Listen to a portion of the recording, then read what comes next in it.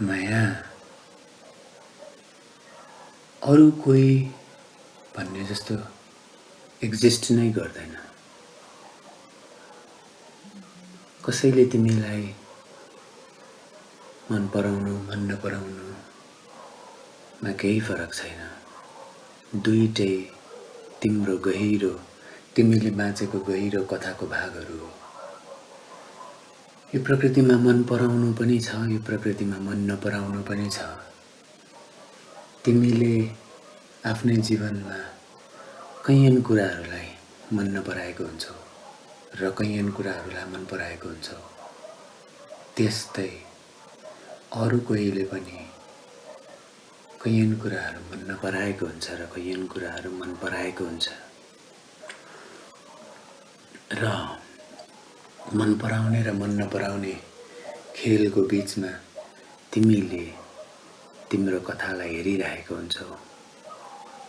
तिमीले तिमीलाई मनपर्ने व्यवस्थामा कस्तो हुन्छौ र कस्तो कुरा मनपर्छ, तिमीले तिमीलाई मन नपर्ने व्यवस्थामा कस्तो हुन्छ र तिमीलाई मन नपर्ने कुरा कस्तो हुन्छ, यो पनि थाहा पाएका हुन्छौ।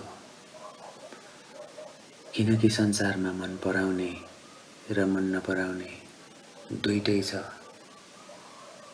अस्तित्वको भाषामा, यो सृष्टिको भाषामा यो दुईटैको उपस्थिति बराबर छ। त्यसै कारणले प्रश्न यो होइन कि कसैले तिमीलाई मन पराओस् या मन नपराओस्। प्रश्न यो भयो कि तिमीले तिमीलाई मन पराउँछौ कि मन पराउँदैनौ। तिमीले तिमी स्वयंको लागि कति समय दिएको हुन्छौ। तिमीले तिम्रो स्वयंको मनलाई सुन्नको लागि, तिमीले तिम्रो स्वयंको जीवनलाई हेर्नको लागि, निहाल्नको लागि कति समय दिएको हुन्छौ, यसमा भर पर्छ। किनकि गहिरोमा कथा तिम्रो हो। तिम्रो जिन्दगीको बुन्ने, तिमीले तिम्रो कथा बुन्ने काम गर्छौ। सानैदेखि हुर्किँदै आउँदा कुनै न कुनै कथाहरू समाउँदै कुनै कथा छोड्दै कुनै कथा समाउँदै धेरै वर्ष लगाएर कैयन कथाहरू समेट्दै लिएर आएको हुन्छौ। र यसैका कारण तिमी दुःखी हुन्छौ, तिमी सुखी हुन्छौ। कुनै कथालाई लिएर दुःखी हुन्छौ, कुनै कथालाई लिएर सुखी हुन्छौ। जसरी मन पराउने र मन नपराउने हुन्छ, ठीक त्यसै गरी सुखी र दुःखी कथाहरू पनि हुन्छ। गुरुहरूले दिनुभएको प्र्याक्टिसेसहरू, प्रयोगहरू जीवनमा अपनाएर हेर्यो भने देखिन थाल्छ। आफ्नो जिन्दगीको कथा देखिन थाल्छ। आफू किन खुसी छु, आफू किन दुःखी छु देखिन थाल्छ। यसले आफ्नो जीवनमा सन्तुलन लिएर आउँछ। यो निहाल्ने क्रमले त कहिलेकाहीँ कसैको राम्रो कुरा गरिराख्दाखेरि मन आनन्द भएर जान्छ। कसैको कहिलेकाहीँ नराम्रो कुरा गर्दाखेरि मन फेरि नमिठो भएर जान्छ। त्यही व्यक्तिको राम्रो कुराहरू सम्झिँदा आनन्दित भएर जान्छ र त्यही व्यक्तिको नराम्रो कुराहरू सम्झिँदा मनमा भार भएर जान्छ, घृणा भरिएर आउँछ। कथा सुखको हेर्ने कि कथा दुःखको हेर्ने नितान्त तिमीमा भर छ। तब तिमीलाई कसैले मन पराउने कसैले मन नपराउने प्रश्नै हुँदैन।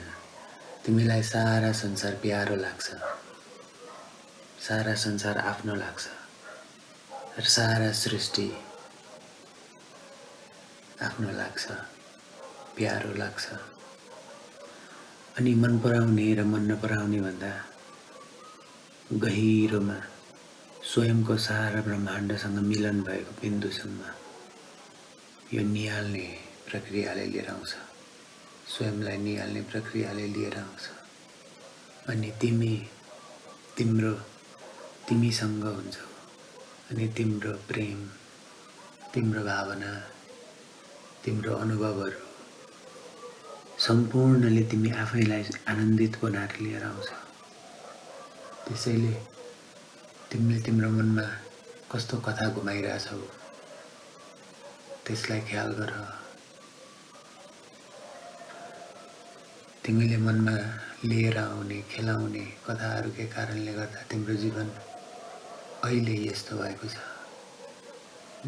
जसरी तिमीले कसैको राम्रो कुरा गर्दा, आनन्दको कुरा गर्दा, सुखको कुरा गर्दा तिमीलाई आनन्द भरिएर आउँछ, तिमीले त्यही प्रोसेस दिनदिनै गर्दै गयौ भने दिनदिनै संसारमा भाव झरिरह्यो भने दिनदिनै यसलाई भगवान बुद्धले मैत्रीय साधना भनेर दिनुभयो।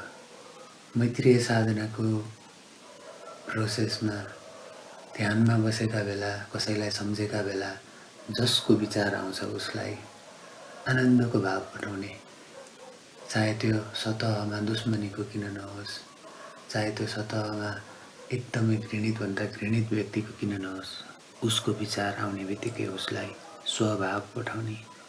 त्यस पछाडि आफ्नो घरका परिवारहरू सम्झेर आफ्ना इष्टमित्रहरू आफन्तहरू सम्झेर आफ्ना साथीभाइहरू, आफूले जीवनमा भेटेका मानिसहरू, आफूले जीवनमा भेट्न नसकेका मानिसहरू सम्पूर्णलाई स्वीकार गरेर, सम्पूर्णलाई समेटेर ग्र्याटिच्युडको भाव दिने, प्रेमको भाव दिने। यति गर्नाले नै तिम्रो चित्तमा भाव पठाउने, स्वभाव पठाउने, प्रेम पठाउने र करुणा पठाउने व्यवस्थाको सृजना भइसकेको हुन्छ। अनि यो नयाँ व्यवस्थाले तिम्रो जीवन आनन्दमय बनाउँछ। तिमीले तिम्रो जीवनमा विभिन्न कुराहरूको मन दुख्ने कथाहरू समेटेर पोको पारेर बसेकै कारणले तिमी दुखी छौ। ती सम्पूर्ण कथाहरूलाई स्वीकारेर समूहमा ती सम्पूर्ण कथाहरूलाई ल्याएर स्वयंमा समेट्नै पर्छ। तिमीले भोगेको जिन्दगीको तिमीले रेस्पोन्सिबिलिटी लिनै पर्छ। त्यस पछाडि तिम्रा कथाहरू यो ब्रह्माण्डको कथा बन्छ। तिम्रा दुःखका, तिम्रा सुखका कथाहरू यो सृष्टिको कथा बन्छ। तिमी तिम्रो डुअलिटीको फर्मभन्दा पर छौ, किनकि तिमीले डुअल नै देख्छौ। तिमीले एङ्गर पनि देख्छौ, तिमीले कम्प्यासन पनि देख्छौ। तिमीमा हेर्न सक्ने क्षमता छ। तिमीले जे देख्छौ त्यो तिमी होइनौ। तिमीले यो संसारमा जे देख्छौ त्यो तिमी हुनै सक्दैनौ। तिमी त्योभन्दा भित्रबाट हेरिरहेको हुन्छौ। तिमीले कोही व्यक्ति देख्छौ त्यो तिमी होइनौ। तिमीले कुनै घर देख्छौ त्यो तिमी होइनौ। तिमीले कुनै रुख देख्छौ, कुनै गाडी देख्छौ, कुनै के देख्छौ, तीमध्ये कुनै पनि तिमी होइनौ। तिमी हेरिरहेको हुन्छौ। र सँगसँगै तिमीले देख्ने तिम्रा विचारहरू पनि तिमी होइनौ। त्यो पनि तिमीले देखिरहेको। तिमी त्योभन्दा भित्र छौ। अनि तिमीले देख्ने यो ब्रह्माण्डमा आइपुग्छौ, त्यो पनि तिमी होइनौ। त्योभन्दा तिमीले भित्र देख्छौ। र जसले निहालिरहेको छ तिम्रा सुखहरू, तिम्रा दुःखहरू, यो सृष्टिको रात, यो सृष्टिको दिन, यो सृष्टिमा एकदमै दुख्ने मन र यो सृष्टिमा एकदमै प्रसन्न हुने, चङ्गा जस्तो प्रफुल्ल हुने मन, यो दुईटै अवस्था तिमीले देख्छौ। यो दुईटै अवस्था तिमी होइनौ। शिवले भन्नुभयो तत्त्वमसि, त्यो तिमी नै हो। यो सारा ब्रह्माण्डमा जे चल्छ, जस्तो चल्छ, डुअलिटी भन्दा पर हेर्ने तिमी नै हो। तिम्रो सुखमा हेर्ने पनि तिमी नै हो, तिम्रो दुःखमा हेर्ने पनि तिमी नै हो। तिमी नै सदाशिव हो। तिमीले नै तिम्रो कथा हेरेर आइरहेको छौ। तिम्रो हुनुको सदाशिव तिमी हो। तिम्रो अहिलेको अवस्था, तिमीले भोगेका कर्महरू, तिमीले भोगेका दिनहरू, तिमीले संसारमा दिएको वचन, तिमीले संसारमा दिएका बोली, हावभाव, व्यवहार, गाली, प्रेम, यी सम्पूर्णको मिश्रित आजको तिम्रो शरीरको, मनको, चित्तको, बुद्धिको र अहङ्कारको अवस्था हो। अहिले एकैछिन सास लिएर यो क्षणमा आइपुग्ने बित्तिकै तिमीसँग न हिजो छ न भोलि छ। हिजो र भोलि पनि डुवालिटी, अघि र पछि पनि डुवालिटी, अद्वैत अथवा नन डुअल हियर एन्ड नाउमा मात्रै हुन सक्छ। र यहाँ आउनु तिम्रो स्वभाव हो।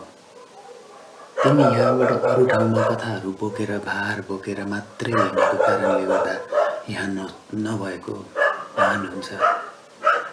तिमीले बोकेको सम्पूर्ण कथाहरू तिमीलाई थाहा छ मलाई यो, मलाई थाहा छ त्यो, यो सम्पूर्ण कुरा एकैछिन थाती राख्ने बित्तिकै तिमी यहाँ आइपुग्छौ, तिमी यो अस्तित्वसँग आइपुग्छौ,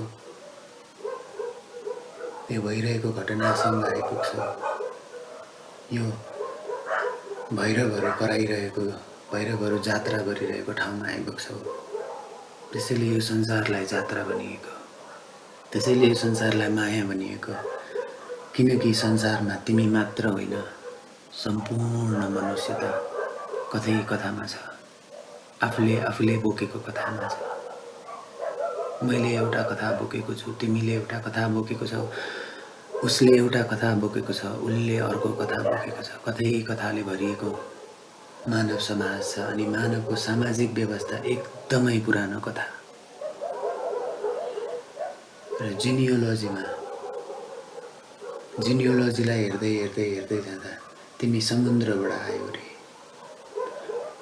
तिमी फर्स्ट फर्म अफ लाइफको कथालाई बोकेर यहाँसम्म आइपुगेको छौ यो शरीर लिएर। तिम्रो कथा त्योभन्दा पुरानो छ। तिम्रो शरीरको मात्र तिमी ट्रेस गर्दै गयो भने कहाँ पुग्छौ। तिमीले कथा कहाँदेखि ल्याएको छौ तिमीलाई थाहै पाउन सकिँदैन। तिमीभित्र अथाह छ, तिमीभित्र विश्व ब्रह्माण्ड छ, अनेकन कुरा छ। यो तिमीभित्रको थाहा नपाउने तत्त्व, यसैको नाम शान्ति हो। जे थाहा पाउन सकिँदैन त्यसको बारेमा बोल्न पनि सकिँदैन, त्यही एक्सप्रेस गर्न नमिल्ने ठाउँको अवस्थाको नाम शान्ति हो। जहाँ तिमी पनि मौन हुन्छौ, जहाँ म पनि मौन हुन्छु। त्यसैले बेला बेलामा एकैछिन बस, आफूसँगै बस, निहालिरह। जे आउँछ आउन देऊ, जे जान्छ जान देऊ, किनकि तिम्रो स्वभावै त्यही हो। तिमीले प्रत्येक दिन गर्न नै त्यही गरिराखेको हुन्छौ। अब ख्याल गरेर गर। आउने कथाहरू आउन देऊ, जाने कथाहरू जान देऊ। आफ्नो बुद्धिको प्रयोग गर। आफूलाई जीवन कसरी सरल हुन्छ, कसरी सभ्य बनाउन सकिन्छ, त्यसमा आफ्नो बुद्धिको प्रयोग गर। तिमीसँग मन छ, तिमीसँग बुद्धि छ। तिमीले मन छुट्टै तरिकाले चलाउँछौ, तिमीले बुद्धि छुट्टै तरिकाले चलाउँछौ। योभन्दा गहिरोमा तिम्रो चित्त छ, तिमीले त्यसलाई छुट्टै तरिकाले चलाउँछौ। र त्योभन्दा माथि अहङ्कार छ, मको भावना, मेरो हुनुको भावना। यो मेरो हुनुको भावना ब्रह्माण्डको भावना। तिमीलाई तिमी छौ, तिमी यति रियल हौ भन्ने यति ट्रुथफुलको साथ थाहा छ। यो थाहा हुनुको अवस्थाको नाम अहङ्कार हो। यो अवस्था न नेगेटिभ हो न पोजिटिभ हो। यो न नकारात्मक छ न सकारात्मक छ कुनै पनि ढङ्गले। यसलाई मात्र थाहा छ, नकारात्मकता पनि छ, सकारात्मकता पनि छ। किनकि स्वयंलाई निहाल्दा आफ्नो बानी थाहा हुन्छ आफूलाई कि मलाई नै मन नपर्ने कुरा यति छन् र मलाई थाहा छ कि मलाई मनपर्ने कुरा यति छन्। र यसमा म जेमा आफ्नो चित्तलाई घुमाउँछु, म जेमा आफ्नो भावलाई घुमाउँछु, त्यही भाव मेरो चित्तमा वरपर घुमिरहन्छ र मेरो जीवनको अवस्था सृजना गर्दै लैजान्छ। त्यसैले मन पराउनु पनि कथा, मन नपराउनु पनि कथा, यो सृष्टिको बीचमा हुनु पनि कथा, यो सृष्टिको बीचमा नहुनु पनि कथा। यी सम्पूर्ण कथाहरूभन्दा भित्र अहङ्कार छ। त्यो अहङ्कारलाई थाहा छ, त्यो अहङ्कारलाई तिम्रो सम्पूर्ण कथा थाहा छ। तिमी भित्रको त्यो म भनेर जसले तिमीलाई हेर्छौ, त्यो तिमीलाई थाहा छ। तिम्रो जीवनमा तिमीले के गर्यौ, तिम्रो जीवनमा तिमीले के गरेनौ, तिम्रो जीवनमा तिमीले के गर्छु भन्थ्यौ र के गर्न पाएनौ र के गर्यौ, यो सम्पूर्ण कुरा तिम्रो जीवनको 100% कुरा थाहा पाउने र त्यो थाहालाई बाँच्ने र यहाँसम्म तिमी त्यही थाहालाई बाँच्दै बाँच्दै आइपुगेको छौ र त्यो तिमीलाई थाहा छ। यो तिम्रो व्यक्तिगत अहङ्कार। यसबाट तिमी अलिकति गहिरो गयौ भने तिमीले समाजमा सम्पूर्ण व्यक्तिमा सिमिलर अहङ्कार हुने थाहा पाउँछौ। तिमीमा मात्र होइन, ममा पनि उत्तिकै मात्राले म छु। मेरो हुनुको अस्तित्व मलाई थाहा छ, मेरो सम्पूर्ण कथाहरू मलाई थाहा छ, जुन कसै अरूलाई थाहा हुन सक्दैन। कति कथाहरू मसँग छ, कति कथाहरू तिमीसँग छ, कति कैयन कथाहरू उसँग छ, अरू उसँग छ। सारा विश्वभरिका मानिसहरूसँग कैयन कथा छ, जुन कसैलाई पनि थाहा हुन सक्दैन, उनीहरू स्वयंलाई बाहेक। यो प्याटर्न, यो कम्युनल, यो कमन प्याटर्न आउँछ कलेक्टिभ कन्सियसनेसबाट। यो कलेक्टिभ कन्सियसनेसबाट आउने कथाहरूमध्ये हाम्रा आर्किटाइपल कथाहरू पनि हुन्छन्, जसमा हामीले जात्राहरू निकाल्छौँ। काल भैरवको जात्रा निकाल्छौँ। काल भैरवको स्वरूप हाम्रो भित्र गहिरिएर हाम्रा सम्पूर्ण रिस, सम्पूर्ण क्रोध, आवेगमा आएर गर्न सक्ने तुच्छभन्दा तुच्छ, घृणित कार्यलाई पनि स्वीकार, त्यो हुन सक्ने अवस्थालाई पनि स्वीकार, सम्पूर्णको स्वीकार।